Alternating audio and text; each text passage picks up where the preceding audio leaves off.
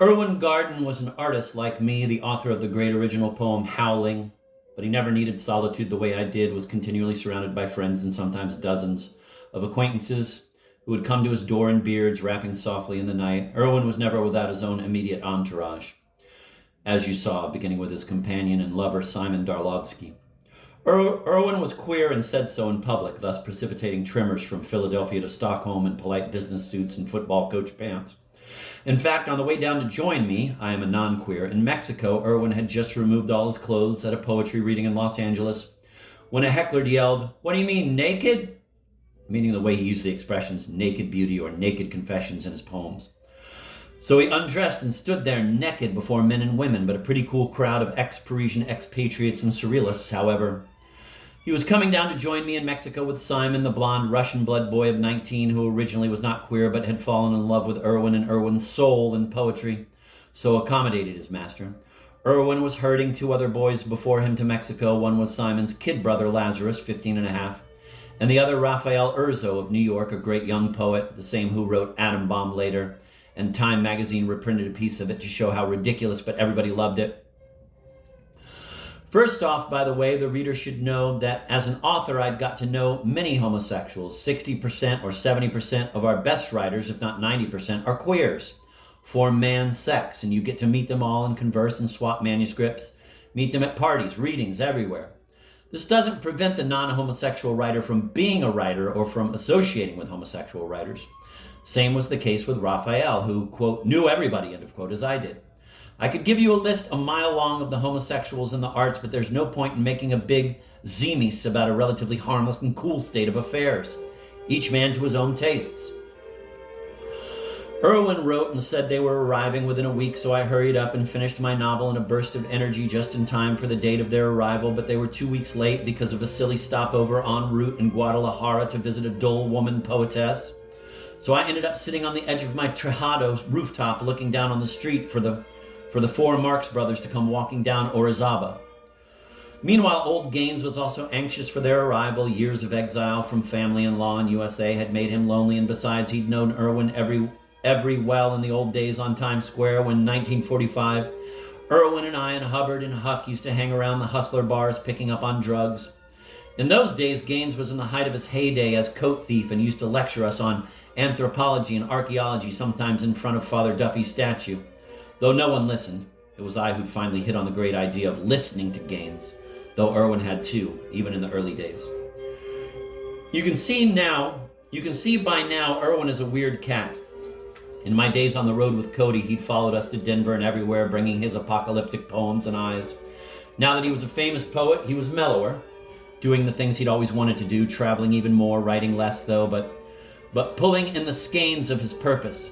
You might also say mother garden. I daydreamed of their arriving at night as I looked down from my roof edge of what I'd do, throw a pebble, yell, mystify them somehow, but I never dreamed of their actual arrival in bleak reality.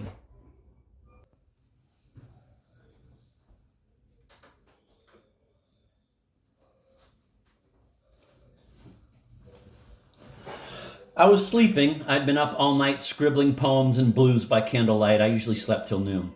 The door scraped open and in walked Irwin alone. Back in Frisco, old Ben Fagan, the poet, had told him, "Write to me when you get to Mexico and tell me the first thing you noticed about Jack's room."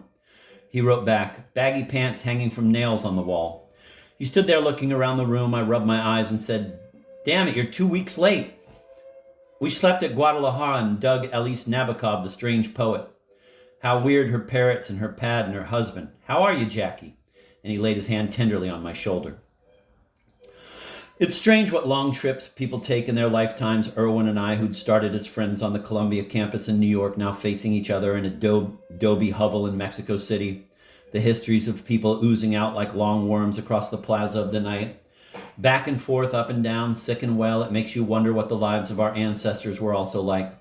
What were the lives of our ancestors? Irwin says, giggling in rooms. "Come on, get up, at once. We're going downtown right away to dig Thieves' Market." Raphael has been writing big mad poems all the way down from Tijuana about the doom of Mexico, and I want to show him some real doom for sale in the market. Did you ever see the broken armless dolls they sell? And old rickety worm-eaten Aztec wooden statues? You can't even carry used can openers. Strange old shopping bags from 1910. We were at it again. Every time we got together, the conversation became a poem swinging back and forth, except when we had stories to tell. Old curds of milk floating in pea soup. What about your pad? The first thing, yeah, we have to rent one. Gaines says we can get the one downstairs cheap and there's a kitchen. Where are the boys? All in Gaines' room. And Gaines talking. Gaines is talking and telling them about Minoan civilization. Let's go. In Gaines' room, Lazarus, the 15-year-old weirdy who never speaks, sat listening to Gaines with honest, innocent eyes. Let me take you over there. No. I'm going to take a shower. I get lazy after I eat.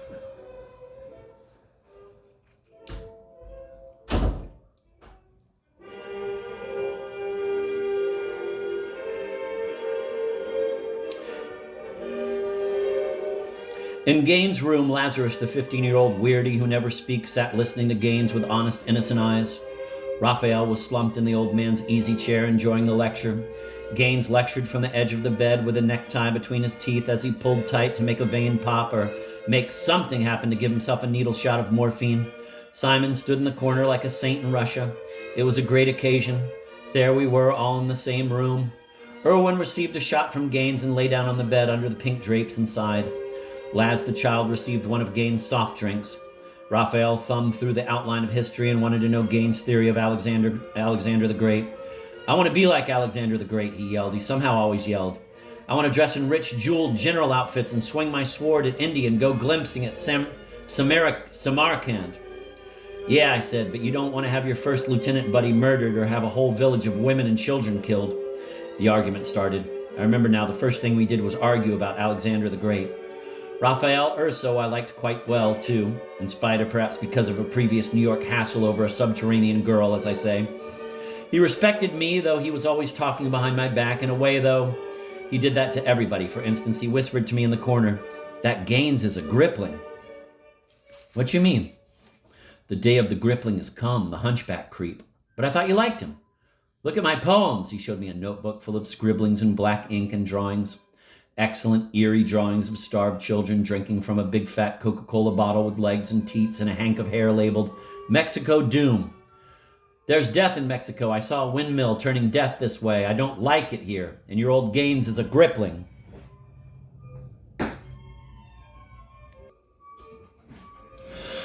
As an example, but I loved him too because of his utter dust broodings, the way he stands on a street corner looking down at night, hand to brow, wondering where to go in the world.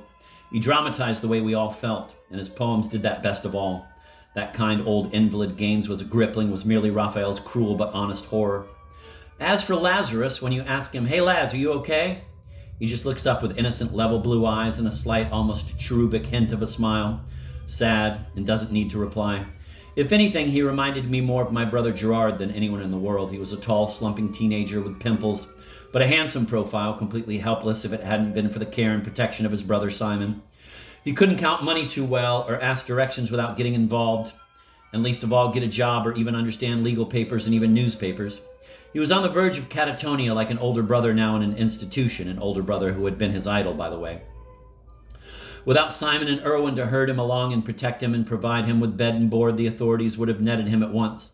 Not that he was cretinous or unintelligent. He was extremely brilliant, in fact. I saw letters he wrote at age 14 before his recent spell of silence. They were perfectly normal and better than average writings, in fact sensitive and better than anything I could have written at 14 when I also was an innocent, introverted monster. As for his hobby, drawing, he was better at that than most artists alive today, and I always knew he was really a great young artist pretending to be withdrawn so people would leave him alone. Also so people wouldn't ask him to get a job. Because often I've seen the strange side glance he gives me, which is like the look of a fellow or a brother conspirator in a world of busybodies say, like the look that says, "I know, Jack, that you know what I'm doing and you're doing the same thing in your way."